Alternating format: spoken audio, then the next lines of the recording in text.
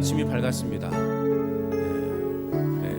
일주일이 지나다 보니까 새해 같은 기분이 들지는 않지만 어쨌든 오늘 새해가 밝았습니다. 아멘이십니까? 그래서 다시 한번 우리 옆에 있는 분들에게 새해 복 많이 받으세요 인사하십시다. 새해 복 많이 받으세요. 뭐 영어로 인사도 됩니다. 해피 뉴 이어 영어로 인사도 되고. 아무튼 여러분 가정 안에 여러분의 일터 위에 하나님의 큰 은혜 복이 넘쳐나시기를 주님의 이름으로 축원합니다. 그래서 늘 이맘때면 되면 우리가 많은 새로운 각오들을 내놓죠. 새해가 되면 뭔가를 해보겠다라는 그러한 다짐들을 많이 하게 되죠. 특별히 이제 남성들에게는 뭘 하겠다? 장가를 가겠다? 여기 장가 가신 분들이 계신가요? 네, 그래 장가를 가겠다. 뭐 그런 말도 하기도 하고 또 뭐 다이어트를 해보겠다. 뭐 운동 좀 해보겠다. 또 우리 믿는 사람들에게는 어떻습니까? 성경을 읽어보겠다. 그래서 보통 이제 교회들 보면 연초에 1월 달에 성경 통독 수련회를 해요. 그래서 한 일주일 정도, 2주 정도 성경을 일독, 창세기부터 요한계시록 다 읽는 그런 수련회를 하거든요. 저도 예전에 이제 교회에서 많이 그걸 해년마다 이렇게 1월 달 되면 했는데, 여기서 해볼까 하도 시도를 해봤는데, 우리 어른들이 따라올까, 따라올 수 있을까, 그런 걱정도 되고 그래서 시도를 못하고 있는데, 어쨌든 그래서 우리 믿음의 사람들은 올해 여러 가지로 막 결단을 하죠. 내가 올해는 성경을 한번 읽어보겠다. 또 내가 올해는 기도도 좀 열심히 해보겠다. 그런 이야기들 많이 합니다. 그런데 결론은 어떻습니까? 작심삼일이죠. 작심삼일. 그런데 여러분 이 작심삼일이 제가 볼 때는요 나쁜 거 아니에요. 작심삼일만 계속 반복하면요 목표를 이룰 수 있어요. 무슨 말인지 아시겠어요? 3일 동안 열심히 하시고 한 이틀 쉬었다가 또 작심삼일 열심히 하시고 또 이틀 쉬었다가 또 3일 열심히 하시고 그러면 될까요 안 될까요? 돼요. 된다니까요. 작심삼일이란 말이요 나쁜 말이 아니에요. 작심삼일도 반복되면 좋은 거다. 어쨌든 여러분 올 한 해 말씀, 제가 올 한 해 말씀을 강조할 텐데요 말씀을 꼭 읽으시길 바랍니다. 그래서 올 한 해는 많은 분들이 나 오늘 성경 올해 1독했습니다. 나 올해 2독했습니다. 그런 고백들이 많이 나올 수 있기를 바랍니다. 성경을 읽어야 여러분 신앙생활을 할 수 있죠. 밥을 먹어야 우리가 활동도 할 수 있고 일을 할 수 있는 것처럼 하나님의 생명의 말씀을 읽지 않고 어떻게 우리가 여러분 영적인 생활을 해 나갈 수 있겠냐고요. 아유 목사님 나 하루에 한 장씩 읽어요. 그 숙제하느라고. 이제는 그게 양이 작아요. 그걸로 만족하시면 안 된다는 거예요. 그래서 우리가 아무튼 올 한 해 여러분 또 바쁜 한 해가 되겠지만 그럼에도 불구하고 하나님의 말씀을 가까이 하고 또 무엇보다 기도 생활. 그래서 여러분들이 기도 열심히 잘할 수 있도록 제가 잘 도와드릴 거예요. 그래서 여러분들이 집에서라도 한 30분, 1시간이라도 앉아서 기도할 수 있도록 제가요 잘 도와드릴 거예요. 기대하시고 계십시오. 그래서 뭐 하겠습니까 여러분? 일하지 마시고 집에 앉아서 뭐 합니까? 성경 읽고 기도하고 그러면 되죠. 찬송도 하고 그리고 마실도 나가시고 그러면 되잖아요. 그럼 영육간에 건강해지지 않겠습니까? 우리는 육적인 건강만 너무 챙기고 있잖아요. 영적인 건강도 올해는 챙기시라고요. 그 여러분의 삶에 더 평안함이 넘쳐날 줄로 믿습니다. 항상 우리가 연초가 되면 이렇게 많은 계획들을 세우고 또 이렇게 많은 새로운 각오로 새 출발을 해 가지만 연말에 가서는 늘 우리는 또 후회하게 되고 아이고 내가 뭐 했냐 내가 뭘 이뤘냐 그런 후회가 들 때도 있고 그래서 자기를 포기하는 그러한 경우도 있습니다. 자 그렇다고 해서 우리가 새 결심 새 희망을 아예 하지 말라라고 말씀드릴 수 있는 것인가? 그렇지 않다라는 거죠. 성경에도 보면은요 새 것이라는 말이 많이 나오고 있어요. 새 노래, 또 새 일, 새 피조물, 새 계명, 또 새 하늘과 새 땅 이런 새로움에 대한 표현들이 많이 등장하고 있습니다.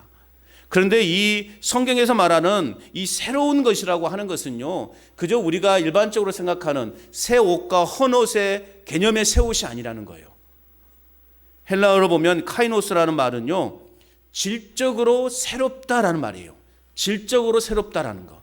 그러니까 새 일이라고, 새 노래라고 했을 때 새 노래, 그냥 우리는 뭐 새로운 노래인가 그렇게 이해할 수 있는데, 성경에서 말하는 새 노래는요, 질적으로 다른 노래라는 말이에요. 새 일이라는 것도 질적으로, 우리가 일반적으로 말하는 새로운, 내가 직장에 나가서 새로운 일을 해가는 거, 내가 새로운 일을 하는 것을 새 일이라고 말하지 않고, 성경에 말하는 새 일은 질적으로 다른 일이라는 거예요. 새 하늘과 새 땅, 이것도 역시 우리가 말하는 일반적인 새 하늘과 새 땅의 개념이 아니죠.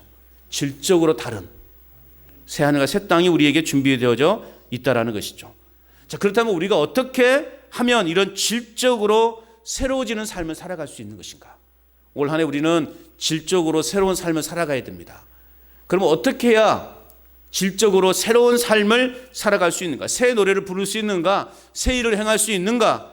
또 새 계명을 지킬 수 있는가? 새 하늘과 새 땅을 소망할 수 있는가? 어떻게만 할 수 있는가? 그것은 바로 우리 안에 생명 되신 예수 그리스도를 모셔드리고 살아갈 때 우리는 새 노래를 부를 수 있는 거예요.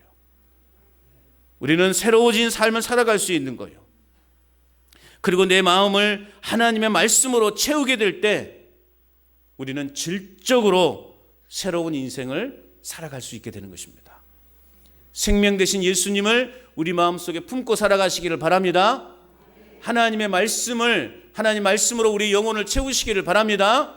그럼 우리는 질적으로 새로운 삶을 살아갈 수 있다는 거예요. 그리고 우리 마음의 소원을 이루시는 그 하나님을 기대할 수 있는 것입니다. 우리가 이렇게 늘 새로움을 추구하고 새로움을 위해서 살아가야 우리의 소원도 하나님께서 들어주시지. 내 마음대로 살다가 내가 필요할 때만 하나님 들어주세요라고 하면 하나님이 열 받겠어요, 안 받겠습니까?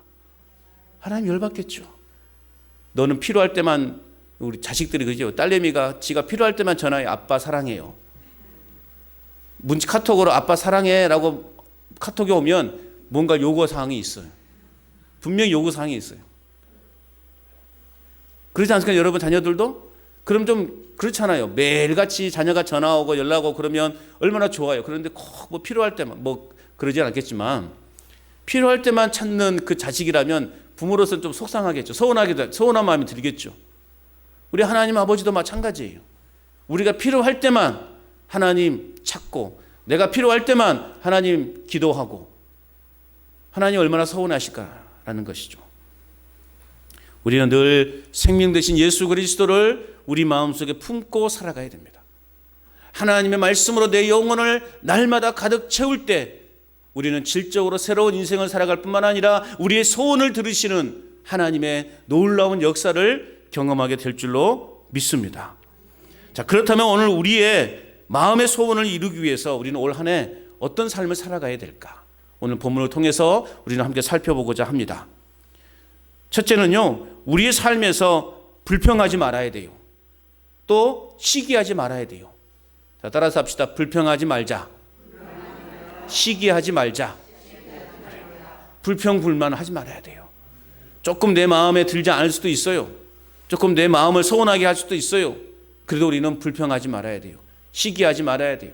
남 잘 되는 것에 대해서 시기하지 말아야 돼요. 올 한 해는 배 아프지 않기를 바랍니다. 무슨 말인지 알아요? 배 아프지 않기를 바랍니다. 사촌이 땅을 사면 배 안 아프죠? 네, 배 안 아프셔야 돼요. 자, 오늘 1절 말씀을 같이 읽어볼까? 1절 시작. 악을 행하는 자들 때문에 불평하지 말며 불의를 행하는 자들을 시기하지 말지어다. 자, 우리 주변에 보면은요, 믿음을 따라 살면서도 형통한 삶을 살아가는 사람이 있는가 하면 믿음을 따라 살아가는데도 그렇지 못한 사람들도 많이 있죠. 그런데 믿음과 상관없이 사는데도 불구하고 세상에서 이름을 떨치고 그리고 아주 잘 먹고 잘 사는 사람들이 있는가 하면, 반면에 믿음을 지키며 살아가는데도 불구하고 여러 가지 어려움 가운데 처해 있는 우리 믿음의 사람들을 보기도 해요.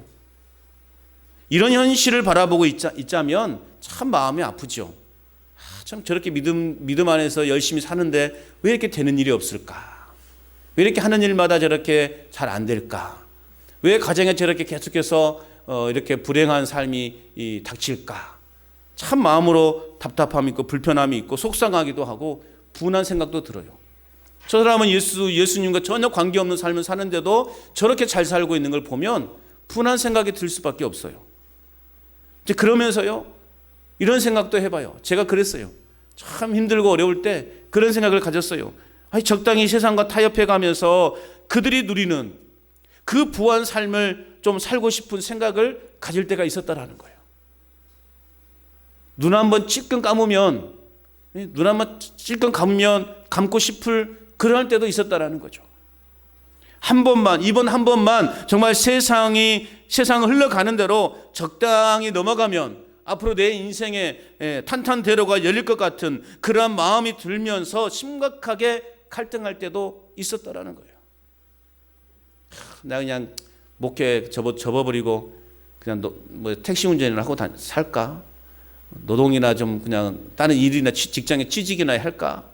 그런 생각을 가질 때가 참 많았어요.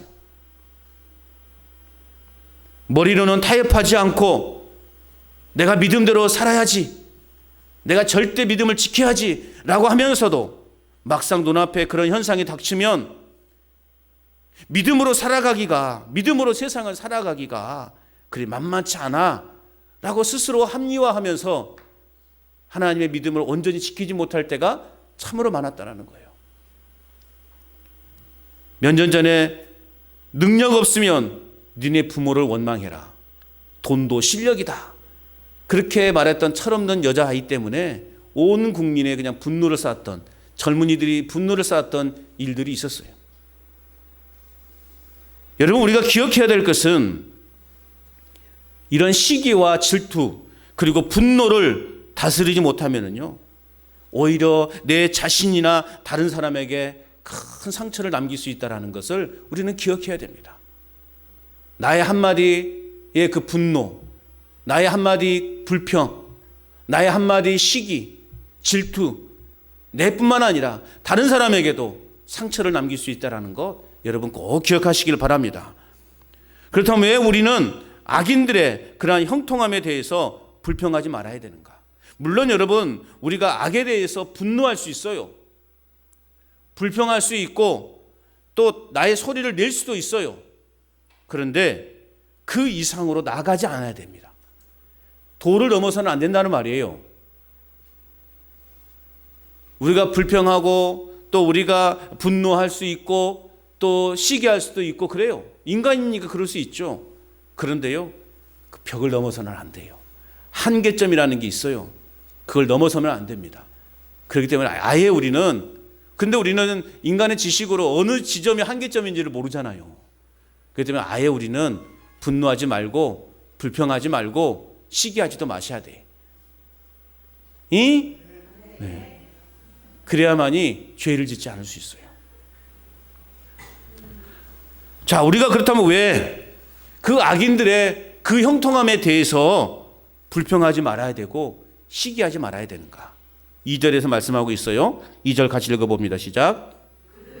풀과 같이 속히 배임을 당할 것이며 푸른 채소같이 쇠잔할 것임이로다. 자, 멋진 꽃병에요, 예쁜 꽃이 다 꽂혀져 있어. 그래서 때가 되면 물도 갈아주고 또 이렇게 시간 되면 칙칙이로 물도 칙칙칙해서 물도 주기도 하고 그래요.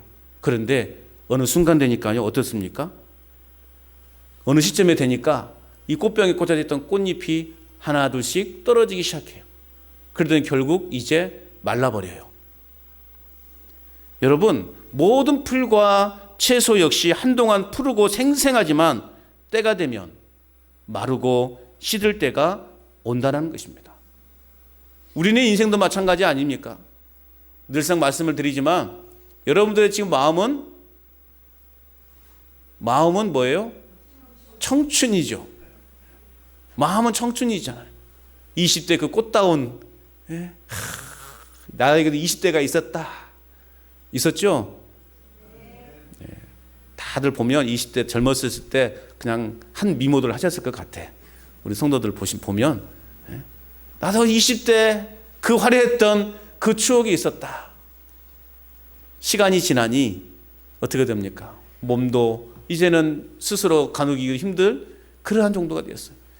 뭔가를 지팡이를 짚어야만이 내 몸이 가눌 정도의 그러한 몸이 되었다라는 것이죠. 여러분, 바로 악인들의 모습이 이와 같은 인생들이라는 거예요. 지금은 호의호식하며 살고 있지만 세상이 그들을 영웅으로 지금 지켜 세우고 있지만 결국 그들은 하나님 보시기에 바로 풀과 같은 존재들이라는 거예요. 그렇기 때문에 우리가 그런 자들을 향해서 악인의 형통에 대해서 불평하지 말고 시기하지 말라라고 오늘 성경은 우리에게 말씀하고 있는 것입니다. 올 한 해 우리가 바라보는 소원을 이루기 위해서는 당장 내 눈앞에 보이는 현실 때문에 원망하거나 시기하지 않는 삶을 살아야 되는 것입니다.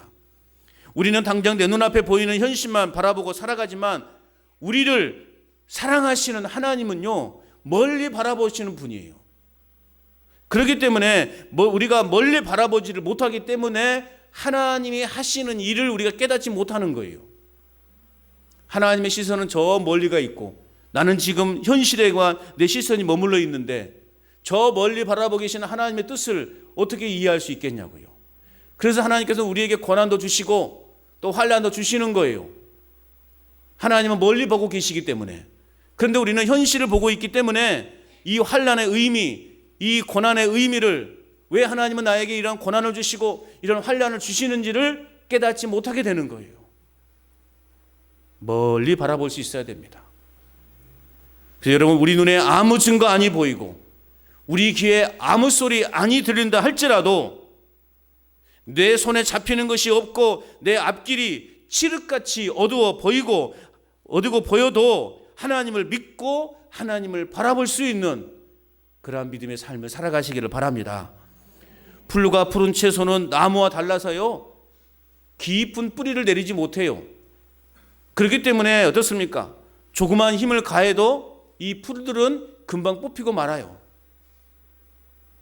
마찬가지로 우리의 믿음이 하나님께 깊이 뿌리를 내리지 못하고 있기 때문에 세상에 조그마한 그러한 시험에 닥치면 우리는 금방 쓰러져 버리고 또 뿌리가 뽑혀버리니 어떻게 돼서 우리 인생이 메마른 인생이 되는 것입니다.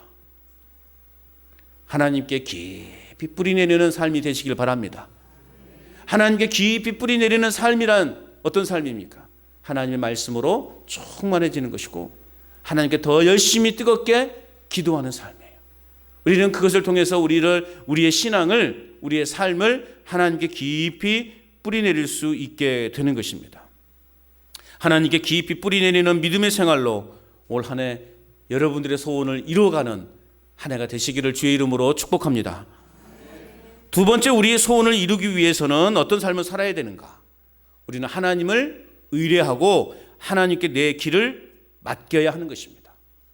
하나님을 의뢰하고 하나님께 내 길을 맡기는 삶. 3절과 5절 말씀을 함께 읽어보겠습니다. 3절과 5절 말씀 시작. 여호와를 의뢰하고 선을 행하라. 땅에 머무는 동안 그의 성실을 먹을거리로 삼을지어다. 5절. 내 길을 여호와께 맡기라. 그를 의지하면 그가 이루시고. 우리가 넘어지려는 그 순간에 하나님의 손을 붙잡을 수 있어야 되는 거예요. 하나님을 의뢰해야 하는 것입니다. 그리고 하나님께 내 인생의 모든 것을 맡길 수 있어야 하는 것입니다. 넘어질지 모르는 그 위기의 순간에 우리가 손을 내뻗기만 하면 우리 하나님께서 우리의 그 손을 붙잡아 주신다라는 것입니다.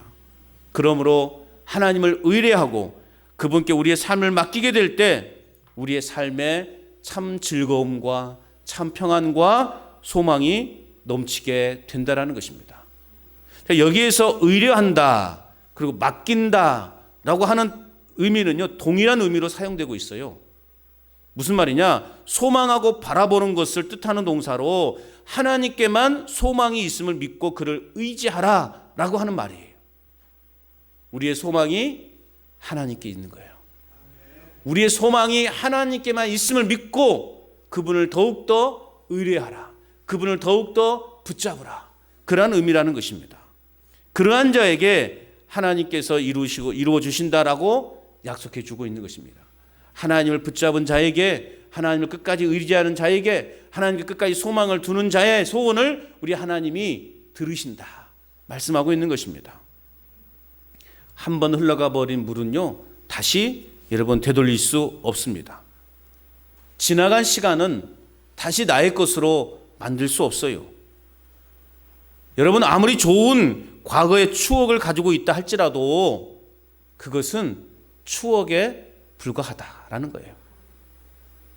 여러분, 인생에서 가장 맛있게 먹었던 음식이 뭐예요? 예? 밥? 여러분, 인생에서 가장 비싸게 먹었던 음식이 뭐예요? 밥. 여러분, 우리가 작년 한 해, 1년 전에 아무리 비싸고 좋은 음식을 먹었다 할지라도 그것이 지금 내 배를 부르게 합니까? 지금 내 배를 부르게 해요? 아니잖아요. 아무리 비싸고 고급스러운 음식이라 할지라도 그것이 오늘 나의 배를 부르게 할 수 없다라는 거예요. 그러므로 지금 이 순간이 중요한 거예요. 믿음은 현재 진행형으로만 존재하는 거예요. 물론 과거의 신앙에 좋은 추억이 많으면 많을수록 좋죠. 그런데 그것은 추억은 추억일 뿐이다. 예전에 내가 이랬는데 라고 하면서 과거의 일만 되새김질하는 사람들이 있어요. 그래서 뭐가 어쨌다라는 건데요. 내가 과거에 40일 금식 기도도 하고, 내가 과거에는 매일 성경도 1년에 막 몇 독씩 하고, 내가 과거에는 기도원에 가서 매주 기도원에 올라가서 부르짖고 소나무 뿌리도 몇 개를 뽑았는지 모를 정도로 그렇게 열심히 기도했다고. 근데 뭐가 어쨌다는 거죠? 그런데 뭐가 어쨌다는 거예요?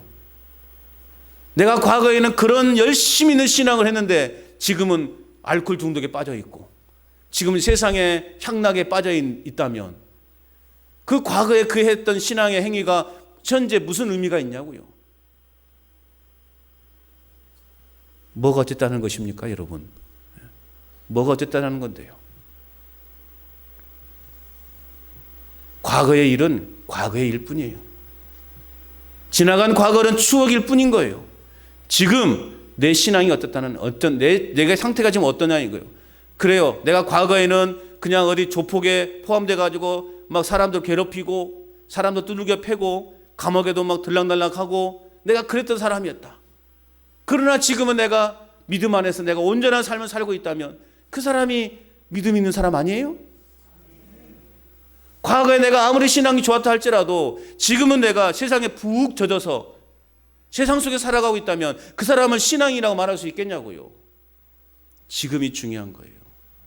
지금 내 신앙이 어떠냐 중요한 거예요.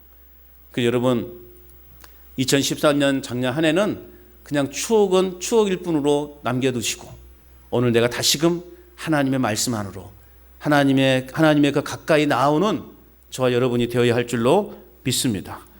과거의 믿음이 아무리 대단했다 할지라도 지금의 나와는 아무런 상관없는 것이라면 그것은 단지 추억에 불과하다라는 거예요. 내가 과거에 그 뜨거웠던 신앙이 다 지금까지도 이어지고 있다면 그것은 나의 굉장한 무기가, 신앙의 무기가 되지만 그렇지 않다면 그것은 추억일 뿐이라는 거예요. 1년 전에 먹은 비싸고 고급스러웠던 음식에 불과하다라는 것입니다. 여러분, 바로 지금 우리를 바르게 세워줄 믿음을 품고 살아가시기를 바랍니다. 주님께만 소망을 두시고 올 한 해 하나님의 믿음을 우리의 믿음을 성장케 함으로 우리의 소원을 이루어 가시는 그 하나님을 경험하는 올 한 해가 될 수 있기를 주님의 이름으로 축복합니다. 세 번째, 우리의 소원을 이루기 위해서는요, 하나님을 기쁨으로 삼고 잠잠히 참고 기다려야 됩니다. 하나님을 우리의 기쁨으로 삼고 참고 기다리는 삶. 4절 읽어봅니다. 4절 시작. 또 여호와를 기뻐하라. 그가 내 마음의 소원을 내게 이루어 주리라. 7절 읽어봅니다. 7절 시작. 여호와 앞에 잠잠하고 참고 기다리라. 자기 길이 형통하며 악한 꾀를 이루는 자 때문에 불평하지 말지어다. 자, 오늘 우리가 어떠한 환경에 처해 있든지 간에 기뻐해야 되는 이유는 뭐냐? 하나님이 우리의 삶 가운데 머물고 계시고 그 하나님께서 오늘 우리를 위로해 주시고 또한 고난 당하는 우리를 긍휼히 여겨 주시기 때문에 우리는 하나님 안에서 늘 기뻐하는 삶을 살아가야 되는 것입니다. 그렇습니다. 하나님이 기뻐한다라는 것은 모든 소망이 주님께 있음을 고백하는 행위예요. 또한 하나님만이 생명과 복의 근원이심을 깨닫고 그 하나님을 찬양하는 것을 말하는 거예요. 그러므로 하나님을 기뻐하는 자에게 내리시는 하늘의 상급은 우리가 마음에 품은 소원을 이루어 주시는 상급이다 라고 그렇게 말할 수 있는 것입니다. 그래서 하나님은 마음을 다하고 뜻을 다하고 힘을 다하여 하나님을 사랑하는 자에게 항상 복된 삶을 약속해 놓고 있다라는 것입니다. 참 우리 인생은 굴곡이 있습니다. 참 많은 굴곡이 있어요. 한 점의 빛도 들어오지 않는 캄캄한 터널에 갇혀버린 것처럼 내 인생이 고립되어 있는 그런 것을 경험할 때가 있습니다. 이러한 상황에서도 내 삶을 하나님께 맡기기로 결단하는 것이야말로 진정 우리가 하나님을 신뢰하는 것이다 라고 말할 수 있는 것입니다. 내 인생을 하나님께 맡길 때 진정한 기쁨의 삶이 나에게 찾아온다는 거예요. 그것이 오늘 6절에서 말씀하고 있지 않습니까? 6절 읽어볼까요? 시작. 내 의를 빛같이 나타내시며 내 공의를 정오의 빛같이 하시리라. 내 인생을 하나님께 맡길 때 하나님은 내 삶의 영광스러운 광채가 빛나게 될 것이라고 말씀해 주고 있는 것입니다. 내가 열심히 막 점을 빼고 막 두들기지 않아도 하나님을 잘 믿으면 내 얼굴에서 막 광채가 윤기가 막 잘잘잘잘 흐른대요. 막 이렇게 변장하지 않아도 내 얼굴에 윤기가 잘잘잘 흐르게 하고 광채가 난대요. 참 여러분 얼굴을 보니까 광채가 나네요. 올 한 해 더 광채가 막 눈부셔가지고 제가 선글라스를 끼고 설교할 정도로 그렇게 광채가 나는 올 한 해가 되시기를 바랍니다. 죄악과 흑암의 세력이 나의 삶을 덮지 않도록 우리가 날마다 하나님의 은혜를 갈망하는 그러한 삶을 살아가야 할 줄로 믿습니다. 그리고 내 인생을 하나님께 온전히 맡기는 기쁨의 삶을 살아가야 될 줄로 믿습니다. 지금은 고인이 되었던 대신 고 허은석 선교사님의 설교를 모아서 책으로 출판한 내가 왕 바리새인입니다라고 하는 책이 있습니다.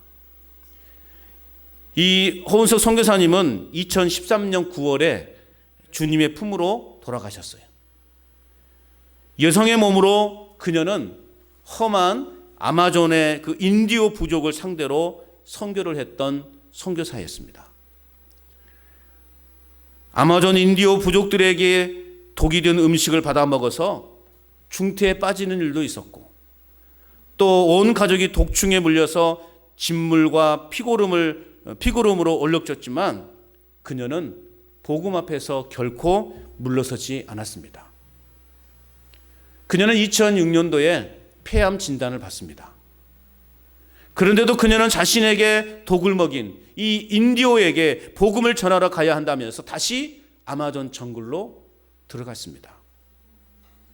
믿음의 여장군으로 십자가의 증인으로 한평생 살아왔던 그 허 선교사님은 급기야 2010년도에 말기암 진단을 받습니다. 사람들은 아니 하나님께 그렇게 헌신했다면 복을 받아야지 왜 암에 걸리느냐라고 손가락질을 했습니다. 그러나 이 선교사님은 오히려 이렇게 고백합니다. 죽음과 투쟁하는 그 고통이 예수 그리스도를 덧입는 축복의 통로다라고 그렇게 말해요. 그리고 매일 진통제를 수십 알씩 복용하면서 복음을 전하는 것을 결코 멈추지 않았습니다. 결국 그녀는 만 60세를 살고 주님께로 돌아갔습니다. 아마존을 장지로 선택하면서까지 인디오 형제들을 사랑한다는 메시지를 남긴 이 허은석 선교사님이야말로 진정한 하나님의 사람 아닌가라고 그렇게 여겨집니다. 죽음과 투쟁하는 그 고통이 예수 그리스도를 덧잇는 축복의 통로라고 고백하는 이 고백이 오늘 이 시대를 살아가는 저와 여러분들의 고백이 될 수 있길 바랍니다. 많은 사람이 고통이나 고난은 그리스도인들에게는 어울리지 않는 단어라고들 이야기합니다. 아니, 예수 잘 믿으면 모든 일에 형통한 일만 있어야 되는 것이고 하는 일도 잘 돼야 되는 것이고 돈도 많이 벌고 건강하게 살아야 한다고들 이야기합니다. 그런데 여러분, 정말 우리가 예수님 잘 믿으면 건강해질까? 돈 많이 법니까? 하는 일마다 형통합니까? 그렇지 않다는 것을 우리는 잘 알아야 되는 것입니다. 고난을 통해서라도 우리를 언약의 백성으로 만들고자 하시는 그 하나님의 본심을 우리는 깨달아야 돼요. 왜 하나님은 당신의 택한 그 이스라엘 백성들을 광야 40년 그 사막에서 그 40년 동안 고난의 길을 걷게 하신 것이에요? 하나님을 더 깊이 알아라고. 하나님이 마음만 먹으시면 일주일 만에 그냥 그 약속의 땅 가나안으로 이들을 데려갈 수 있었어요. 그럼에도 불구하고 왜 하나님은 그 짧은 거리를 40년에 걸쳐서 가게 하셨냐 이거죠. 고난의 삶을 통해서 하나님의 백성이라는 것을 깨닫게 하시기 위해서, 내가 너희를 얼마나 사랑하는지를 알게 하시기 위해서 하나님은 그 이스라엘을 고난의 길로 이끌어 가신 거예요. 왜 하나님이 우리에게 고난을 주시는 것일까요? 왜 하나님이 우리에게 실패를 주시는 것일까요? 하나님의 그 사랑을 깨닫게 하시기 위해서, 하나님의 그 큰 축복이 얼마나 큰 것인가를 알게 하시기 위해서 하나님은 우리에게 고난을 주신다라는 말씀입니다. 고난을 통해서라도 하나님께서 우리에게 복 주시기를 원하시는 마음이에요. 그 안에 우리는 참 자녀로 아버지를 의지할 수 있게 되는 것입니다. 그래서 혹자는 이렇게 고백합니다. 두들겨 맞는 것이 행복이다. 따라서 합시다. 두들겨 맞는 것이 행복이다. 믿으십니까? 다시 한번 해볼까요? 두들겨 맞는 것이 행복이다. 고난이 내게 유익이 되는 것은 하나님의 그 큰 사랑과 섭리를 깨달을 수 있기 때문에 고난이 내게 유익이라고 시편 기자는 고백하고 있는 것입니다. 그래서 믿음이란 뭐냐? 믿음이란 오랜 기다림의 훈련인 것입니다. 오랜 기다림에는 분명 고통이 따릅니다. 오랜 기다림에는 분명 신앙의 혼란도 가져오게 됩니다. 그럼에도 우리는 하나님 앞에 잠잠하고 참고 기다릴 수 있어야 되는 것입니다. 어떠한 상황에서도 우리는 평정심을 잃지 말아야 되는 것입니다. 어떤 상황에서도 우리는 오히려 조용히 하나님의 도우심을 구할 수 있어야 되는 것입니다. 마음의 평안과 안식을 누릴 수 있는 그런 믿음이 오늘 우리에게 있어야 된다는 것입니다. 환난 중에서라도 참고 견디며 간절한 기대와 소망을 가질 때 하나님은 나의 문제 속에 개입하실 것입니다. 하나님이 우리의 삶에 일하시도록, 하나님이 우리의 문제에 개입하시도록 우리는요, 그 문을 열어 놓아야 되는 거예요. 그것이 뭐예요? 하나님을 믿는 거예요. 하나님을 신뢰하는 거예요. 오늘 성경에서 하나님을 의뢰하는 거예요. 그리고 지금의 아픔과 슬픔과 두려움을 우리 하나님은 그래서 기쁨으로 바꿔놓으실 것입니다. 만물을 새롭게 하시는 주님이 우리의 주인이 되시면 황무지에서도 장미꽃이 피는 역사가 있음을 여러분 믿으시기 바랍니다. 마음의 불평하기를 그치고 하나님을 기쁘시게 하는 한 해가 되시기 바랍니다. 어떤 상황과 어떤 형편에 있든지 하나님만 바라보고 하나님만 의뢰하고 하나님께만 맡기는 한 해가 되시기 바랍니다. 우리 마음을 하나님이 하시는 일들을 기대하며 참고 기다릴 줄 아는 그런 한 해가 될 수 있기를 바랍니다. 그럴 때 우리 마음의 소원을 이루시는 그 하나님을 경험하게 될 줄로 믿습니다. 올 한 해 저희 교회의 목회 주제는요, 행복으로 가득히 채워지는 교회입니다. 따라서 합시다. 행복으로 가득히 채워지는 교회, 행복으로 가득히 채워지는 교회를 올 한 해는 꿈꾸고 싶습니다. 자, 그에 대한 말씀을 한번 읽어볼까요? 신명기 33장 29절 말씀 같이 한번 읽어봅니다. 시작. 이스라엘이여 너는 행복한 사람이로다. 여호와의 구원을 너같이 얻은 백성이 누구냐? 그는 너를 돕는 방패시요 내 영광의 칼이시로다. 내 대적이 내게 복종하리니 내가 그들을 높은 곳을 밟으리로다. 할렐루야. 다음 장면 띄워보세요. PPT 한번 넘겨주세요. 다음 장면. 자, 우리가 왜 행복한 사람입니까? 시작. 우리를, 자, 제가 왜 행복한 사람입니까? 라고 하면 첫째 줄 읽고, 또 내가 왜 행복한 사람입니까? 그러면 두 번째 줄 읽고. 아시겠어요? 연습 안 해도 되죠? 네, 그렇습니다. 왜 우리가 행복한 사람입니까? 왜 우리가 행복한 사람입니까? 왜 우리가 행복한 사람입니까? 그래서 우리는 행복한 사람입니다. 할렐루야. 이러한 행복이 올 한 해 우리 교회 또 여러분의 삶 가운데 가정 안에 가득 넘쳐나시기를 주의 이름으로 축원합니다. 모세는요, 이와 같은 말을 이스라엘 백성들에게 한 후에 느보산에 올라가서 하나님께서 보여주실 그 이스라엘이 들어갈 그 가나안 땅을 바라보면서 죽어요. 모세가 죽을 때 나이가요 120세였습니다. 눈이 흐리지 않았고요, 기력도 쇠하지 아니하였다라고 성경은 증거하고 있습니다. 무슨 말입니까? 충분히 모세는 이스라엘 백성들과 함께 그 약속의 땅 가나안에 들어갈 수 있는 그러한 이유가 되었다라는 거예요. 여러분, 이스라엘을 출애굽해서 모세가 출애굽해서 가나안까지 들어가기까지 모세는 지대한 영향력을 나타냈지 않았습니까? 그럼에도 불구하고 모세는 약속의 땅에 들어가지 못해요. 강 건너 그 멀리 보이는 그 가나안 땅을 바라보면서 모세는 그곳에서 죽음을 죽습니다. 모세는 가나안 땅에 들어가지 못했지만 행복한 사람이었어요. 그래서 말하는 거예요. 이스라엘이여 너는 행복한 사람이로다. 행복을 전하고 행복하게 죽음을 맞이했습니다. 우리 역시도 모세와 같이 이스라엘과 같이 행복한 사람, 행복의 근원으로 살아가시기를 바랍니다. 행복으로 가득 채워진 교회에서 행복한 삶을 살아가시기를 바랍니다. 그리고 그 행복을 흘려보내는 저와 여러분 될 수 있기를 바랍니다. 행복 바이러스를요, 여기저기 마구 퍼뜨리고 사십시오.